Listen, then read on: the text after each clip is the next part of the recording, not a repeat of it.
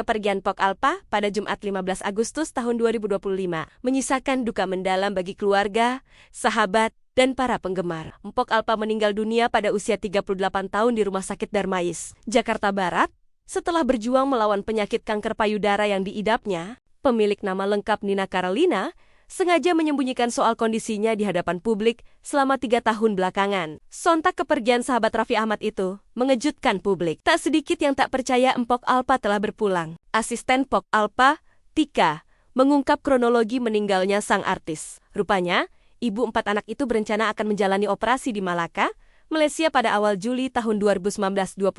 Mpok Alpa sudah sempat terbang ke Malaysia dan dirawat inap. Namun, karena mengalami batuk, operasi Mpok Alpa pun ditunda.